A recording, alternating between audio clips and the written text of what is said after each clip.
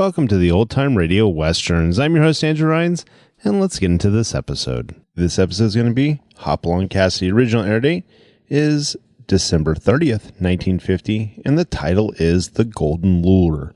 Let's get into it, and I hope you enjoy. It's Hopalong Cassidy.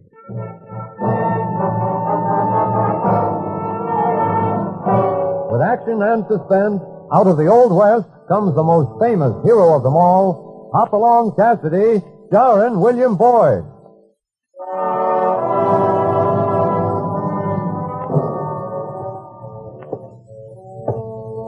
The Ring of the Silver Spurs heralds the most amazing man ever to ride the prairies of the early West, Hopalong Cassidy. This famous hero thrills his 60 million fans with action and dangerous adventure.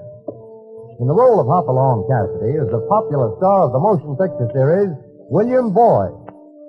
And now, another exciting story of the early West, The Golden Lure. Right now, Hoppy and California are leading a cattle drive to the railhead at El Campo. After passing through the tough outpost town of Warpaint, Hoppy and his cow-waddies halt their herd in the Bar 8 range for water before pushing on. Near the veranda of the weather-beaten ranch house, Hoppy and California talk things over with the gray-haired ranch owner, their old friend, Smiley Haines. Yeah, we ran into an old prospector in these two burros heading for Warpaint as we crossed your range, Smiley. Yeah, that must have been Dusty Jones, Hoppy. He's been staying with me a couple of days. Old Desert Rat finally struck it rich up in the hill country, and now is aiming to spend some of his gold back in civilization. If you call Warpaint civilization, I'm the Queen of Sheba. Well, California, if you lived in the desert as long as Dusty has, with nobody to talk to except a pair of floppy-eared burros. Sure. I reckon even a couple of honky-tonks in a general store looks like Dodge City to old Dusty. He said something about you selling the Bar 8, Smiley. Yeah, I'm thinking about it, Hoppy. What with rustlers robbing me blind, most of the water holes turning alkali, well, I've just about given up. Rustlers? The smoothest working gang of cow thieves that ever hit this territory. All the ranchers have reported losses, but I guess I'm the first one that really cleaned up. Well, what about the sheriff? What's he doing about it? Running around in circles, that's what he's doing. Oh. Yeah, I've had to let all my cowhands go. Been trying to run what's left single-handed, but it's no go.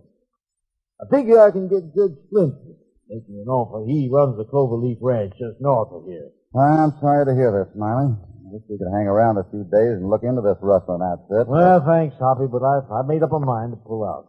In fact, there's already sent to my daughter, Connie. Your daughter? Yeah, you know I had one? I sent Connie to school in St. Louis after her mother died. Oh, here, got a picture in the wall here. See? Well, I'll be doggone. Look at them pigtails. Yes, sir. Ah, that's a mighty cute little girl, Smiley. Connie ought to be arriving on the train in El Campo just about the time you get there, Hoppy. Stagecoach for Warpaint don't leave El Campo but once a week, and I thought if you didn't mind. You mean, will I bring her back when we return? If it's not too much trouble. You bet your life I'll bring her back with us. Be glad to. Can she ride? She can ride before she can walk. Just you leave it to me, Smiley. The boys now see that she arrives here PDQ. Pretty darn quick, sure. Thanks, boys. I sure appreciate it.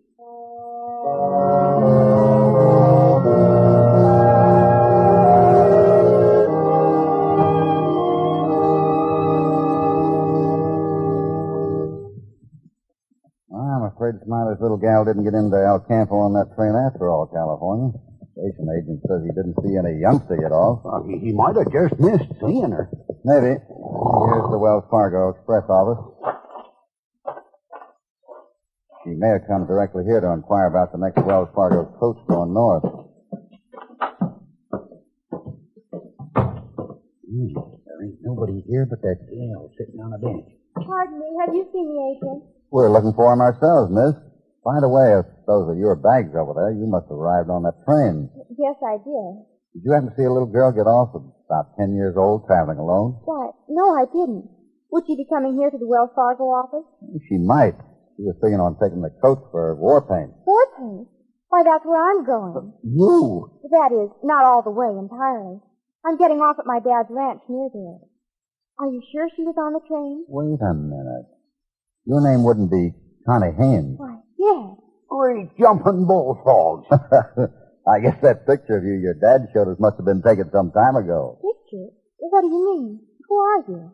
Just a couple of surprised cowboys, ma'am. We were looking for a foal, but she turned out to be a filly. Take Miss Haynes back to California. But in the picture, she had pigtails. But she's a lot prettier this way. Your father asked us to round you up, Miss Haynes. Can you ride? Why, I could ride before I could walk. That's what I thought. Let's go.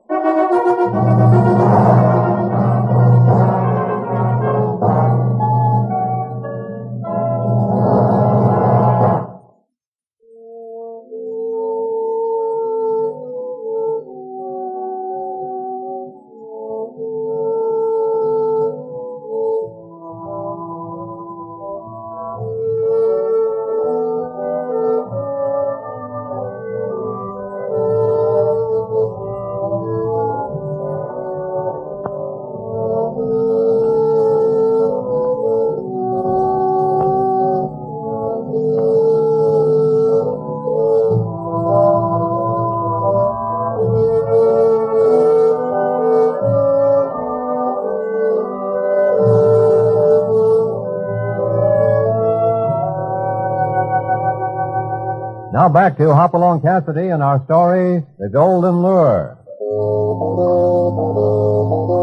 While en route to the railhead at El Campo, Hoppy promises Smiley Haynes, a rancher who has been ruined by rustlers, that he will escort his daughter Connie back to her father's ranch on the return trip. Under the impression that Connie is a 10-year-old child, Hoppy and California are pleasantly surprised to find that she is an attractive girl of 19. After 3 days on the trail heading back to their home spread, Hoppy, California, and Connie are crossing the Cloverleaf cattle range, just north of Smiley Haynes' Bar 8 ranch. After 9 years away from home, I've almost forgotten how wonderful this country is. Looks like the Cloverleaf sure had a fine crop of calves this season. Yeah, I guess Judge Flint's doing all right, California. Judge Flint? He owns this spread.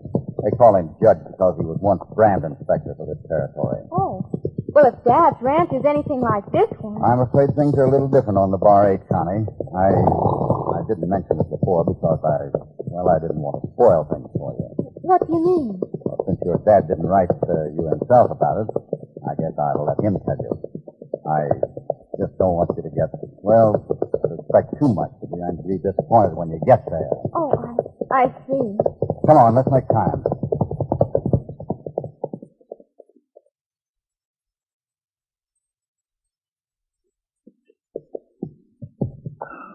Boy, the way that sun beats down.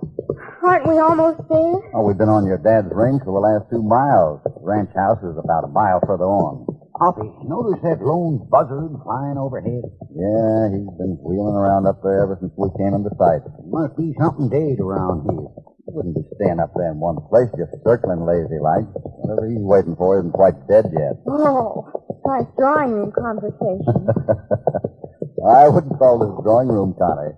Out here, life and death are sometimes pretty close together. Hoppy, let's cut across over through that cottonwood patch. There's a watering pond between the trees. See it shining in the sun? I guess our horses could stand a drink. Come on, Topper.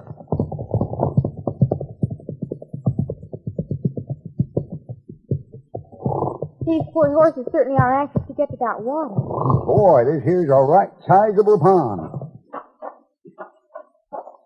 Well, go to it, boy. Drink. What are you waiting for? What's the matter, Topper? I thought you said these horses were thirsty. All they do is sniff at the edge of the water and back off. I'd better taste it. That's what I think it is. I thought so. Turned alkaline, not fit for a coyote. Doggone it. Well, no use skipping stones across the water, California. Might as well ride on and get a drink at the well over at the ranch house. Well, just one more. That one gleamed in the sun like it was made of gold, didn't it? It did. Hey, wait a minute, California. Stop playing with that. Let's see that stone you picked up. Boy, sure, Hoppy. Here, you want to chuck it? No. Well, What is it? What's eating you, Hoppy? for a moment I thought it might be iron pyrite, fool's gold. But I don't think it is. What? Like the gold nugget. Look around you among those stones. It's loose gold. The place is littered with pure gold nuggets. Holy mackerel, we made a strike. Oh, we're rich. Let's take out a claim. Pull up, pull up. It's the Smiley Haynes property. We made a gold strike. It's his. Oh, no. What for? I plumb forgot. Connie, it looks like your dad's luck has changed at last. Come on, California. Let's gather a few handfuls. Better open one of your bags, Connie. These nuggets are yours. Hurry up. Yes, of course. Here you are. I'll just keep one of the nuggets as an assay sample. Come on, that's enough. Let's get to your dad as fast as we can. This is going to be a big day in your dad's life. Yes, and he owes it all to you, Hoppy. You and California. He can thank Lady Luck, not us. What is it? There's ashes down there. Somebody killed a branding fire there. Let's have a look.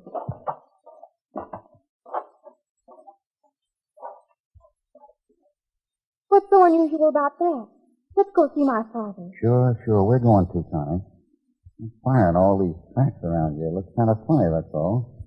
You don't brand calves this time of year. Hey, these ashes are still warm. Yeah, and that buzzard circling right above us. Wait. What's that? What? The shadow of that mesquite. It's a man. Come on.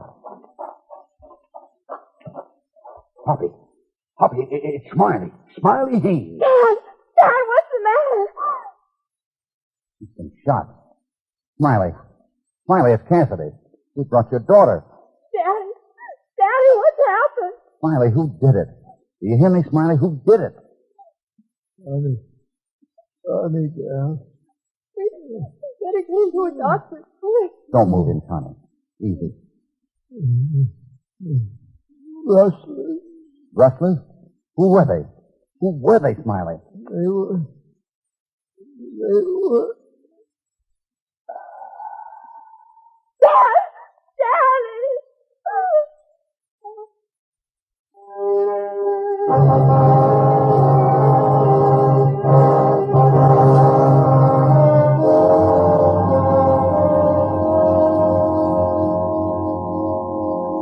How much longer you figure we'll be staying here at the Bar 8, Hoppy? It's been over 4 days now, and... Well, I wanted to see the girl through the worst of it, California. These last few days, the inquest and all, it's been pretty tough on her. Yeah, I know, poor kid.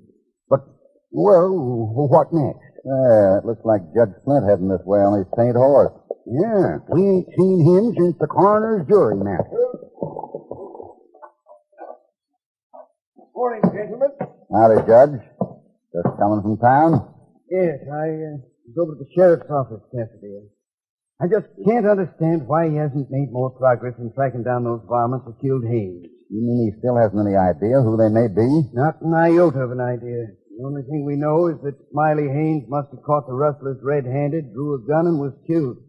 It's a bad business, Cassidy. It'll be worse for them skunks when we catch 'em. I hope we do, Carlson.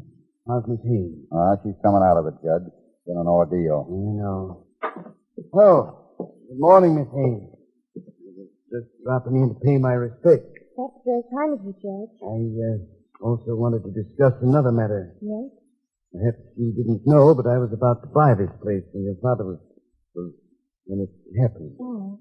Well, now that you own it, my offer is still good, and at the same figure I offered your dad, $20,000. $20,000? I didn't realize I was buying Miss Haynes' property from you, Cassidy, but since you're so interested, you ought to know that $20,000 is a very fair price, considering the place has almost no stock or much water that's any good. That's not it at all, Judge. That is Mr. Cassidy in California here. I found gold on this place. Oh, you... Cassidy, you don't by any chance mean that stuff by the alkali water hole near the cottonwood grove? Say, how'd you know? You're not the first cowhands who've been fooled by iron pyrite. Fool's gold, that is. Oh? It just so happens, Judge, that I know iron pyrites when I see them, and I know gold when I see it. This stuff is gold. Very well, Cassidy.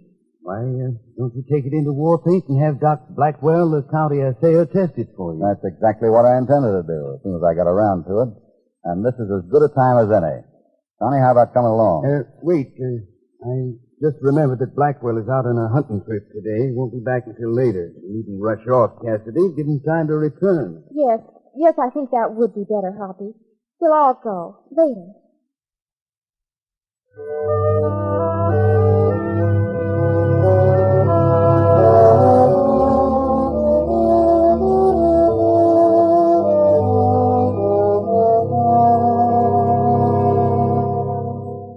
So you want me to run an assay on this piece of rock, eh?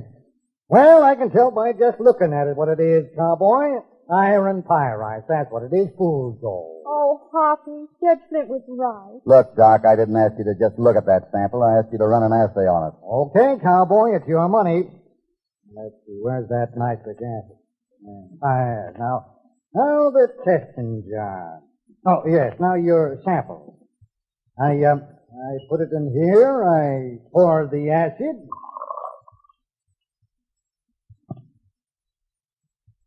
Well, you can all see for yourselves, the stuff is going to pieces, disintegrating completely and entirely. Fool's gold, like I said.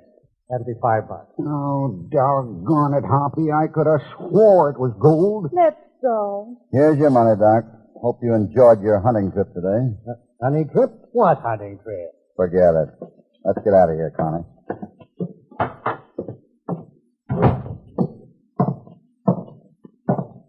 Well, it was a lovely dream while it lasted, Hoppy. Let's not call it a dream yet. That's the first iron pyrites I ever saw that was heavy as gold. But you saw the test. It couldn't have been gold. How do you suppose Blackwell got the nickname of Doc? He used to run a medicine show. Fractured a crowd with a sleight of hand tricks, then sold them bottled licorice water.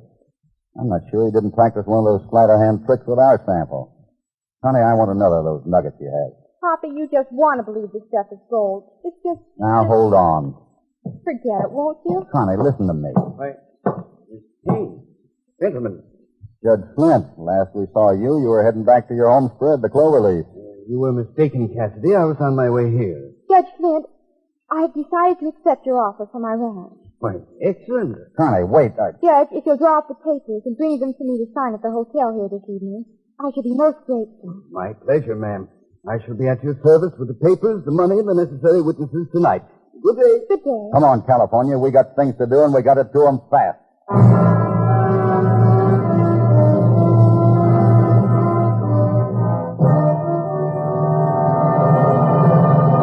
Before we continue, here is a word from your announcer.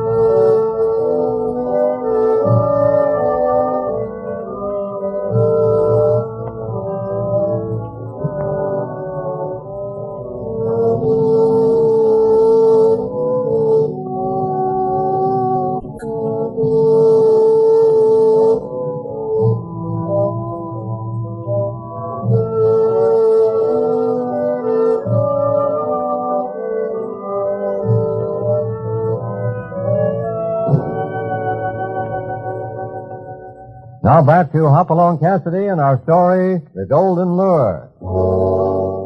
With the murder of Hoppy's friend, Smiley Haynes, still unsolved, Hoppy is trying to prevent Haynes' daughter, Connie, from selling the Bar 8 ranch for a song to Judge Flint, owner of the neighboring Cloverleaf spread.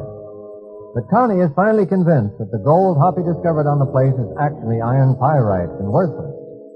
Discouraged, he's agreed to sign the papers that night. In the meantime, Hoppy and California ride back to the place where they discovered the nuggets in order to secure another sample of loose gold. California, I can't get over the feeling that Doc Blackwell palmed the sample I gave him and substituted iron pyrites in that test. Well, why do you reckon Judge Flint said Blackwell was out on a hunting trip when he wasn't? Looks like the judge wanted to delay our seeing Blackwell so he could get to him first.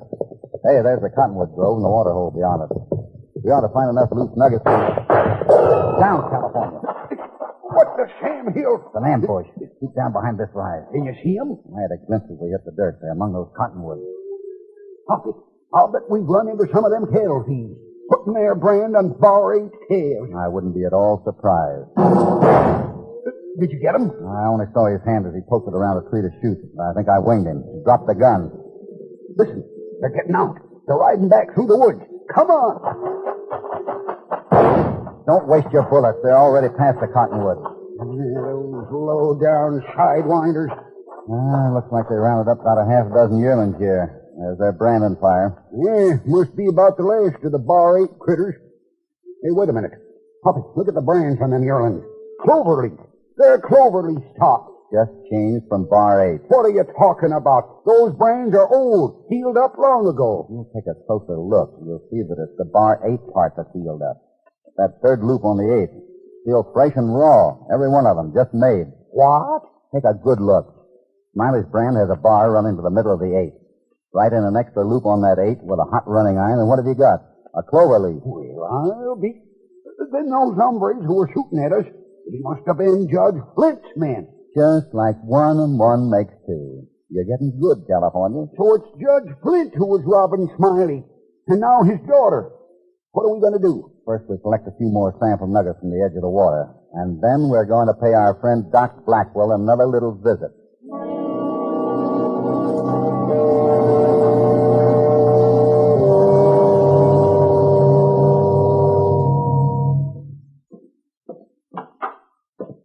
Hey, who do you think you are, Cassidy, shoving your way in here? I'm closed. Come back tomorrow if you want. Tomorrow's a long ways off, Doc. We're in a hurry. Where's your equipment? Oh. Hey, what do you think you're doing? Running an assay, Doc, in person. I wasn't too happy about the way you ran that assay earlier today. This one I'm doing myself. I'll have you thrown in jail for this. Take a load off your feet. You won't get away with it. Well, here's the acid. Just pour a bit of it on this sample. You'll soon see if you were trying to get away with anything when you tested my sample this afternoon. Hoppy, it's dissolving. It is fool's gold. Yeah. I thought it felt a little different from the sample I picked up earlier. You thought, eh? You weren't happy with my assay, were you? Huh. Well, are you happy now? Sorry, Doc. We can't be right all the time. Here's your $5. Let's go, California. Well, looks like I made a prime chump of myself. Sharp sight. Hey, look who's coming down the road. Dusty Jones, the old prospector we met up with when we first crossed the Bar 8. Yeah, talking to himself again. Hi, Dusty. I see your birds are loaded. You leaving town? Yes, you're doggone tootin' them. You're a bunch of thieves. Whole doggone town. Somebody do your dirt? Yes, every bartender, pool hall shark, crooked gambler in the whole dead blasted place. Yeah, the only number who give me full value for gold was poor Smiley Haynes, God rest his soul. These others, Smiley. the only honest man in these parts. Besides you in California. I ain't so sure California. Now, look here, you old horn toad. Wait a minute. I want to hear more about this, Dusty. You mean to say that Smiley Haynes gave you cash for some of your gold? Yeah, darn near $500 worth. Full government mint price he paid me. The only honest man west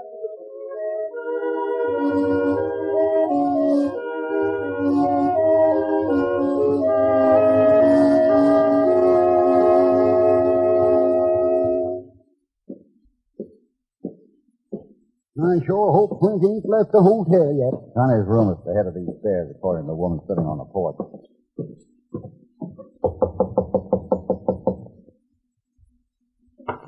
Howdy, mister. You, get 'em up.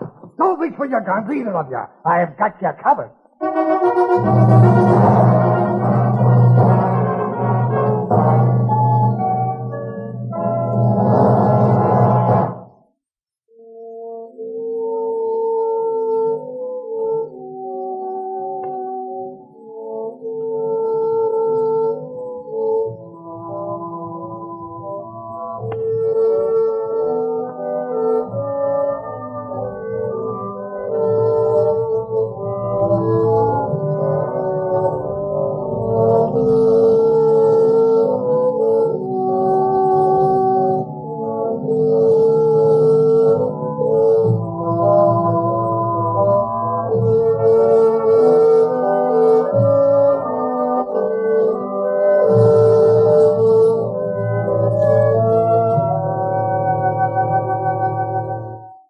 Now back to Hopalong Cassidy. What is it? Cassidy and Carlson. I got 'em covered. Connie, do your guests usually throw guns on your old friends? You were just dropping in for a visit.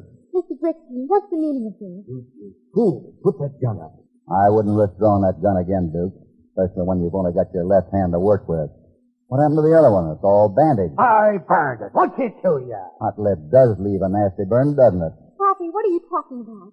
Mr. Brixton is Judge Flint's foreman. I know. We met before not long ago, up at the Cottonwood Grove, Duke? Miss Haynes, you must excuse me, but I didn't know you were expecting visitors. Oh, she wasn't, Judge. We just dropped in to say hello and to inquire whether or not she told you her ranch yet. I've signed the papers and Judge Flint has paid me the money in full. So don't waste your breath trying to talk me out of it, please. Well, I wouldn't dream of it, Connie. You made a very good deal. Congratulations. You've changed your mind all of a sudden, haven't you? Shucks, that's why Hoppy's mind is so clean. He keeps changing it all the time. California. My foreman and I will have to leave you with these 2 pounds, Miss Haynes. We've got to get back to the Cloverleaf. Of course. May I wish you a pleasant picnic? Thank you, Judge. Goodbye. Goodbye. Let's go. So you decided Judge Flint was paying you a fair price after all, did you? A fair price. What, Connie? Flint thinks he's getting away with murder. What do you mean? He thinks there really is a gold mine by the Alkali Pond. What are you talking about? He said it was iron pyrite. Well, that's what he said, and so it is, most of it. The only reason he paid you $20,000 for that worthless stretch of desert that used to be a ranch is that he really thinks there's gold there. I don't understand. Well, he and that crook Blackwell pulled a phony assay on us the first time, Connie, because that sample was real gold, and Judge Flint knew it was real. Because he's found gold there before. That's why he was trying to buy the Bar 8 from your father, up until the time Smiley caught the rustlers red-handed and was shot by Flint's men, probably Duke Brixton. What are you saying? Yes, sir. It's Judge Flint who's the head of this rustling gang, and the sheriff and his men are waiting for him up the road now. You must be crazy. Your dad knew all along it was really Flint who was robbing him. He couldn't stop it, and he didn't have evidence against Flint, but he could fool the old cattle thief into buying the Bar 8. And buying it at a fancy price, too. You see, Connie, your dad knew that Flint and his gang were prowling around his ranch, so he decided to play their way. Bought a few $100s worth of nuggets from Dusty Jones and salted them among the fool's gold. He had a mighty clever dad, Connie. Even though they murdered him, he still outsmarted them.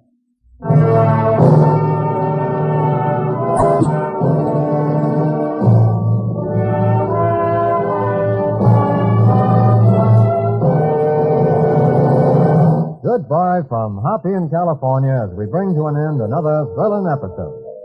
Hopalong Cassidy, starring William Boyd, is transcribed and produced in the West by Walter White, Jr. The Golden Lure was written by Irwin Ashkenazie. All stories are based upon the characters created by Clarence Mulford. This is a Commodore production.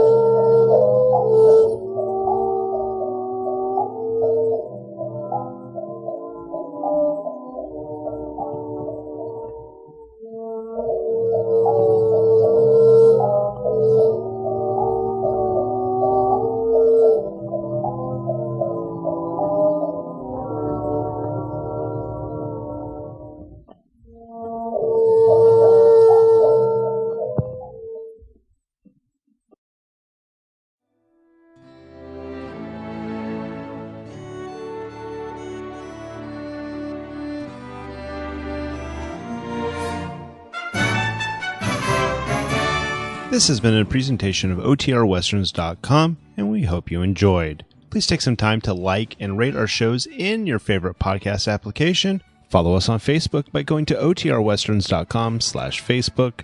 Join in the conversation by going to OTRWesterns.com/Discord. And don't forget to send us an email, podcast@OTRWesterns.com. This episode is copyright under the attribution, non-commercial, share alike copyright. For more information, go to otrwesterns.com/copyright. Have a great day, and again, thanks for listening.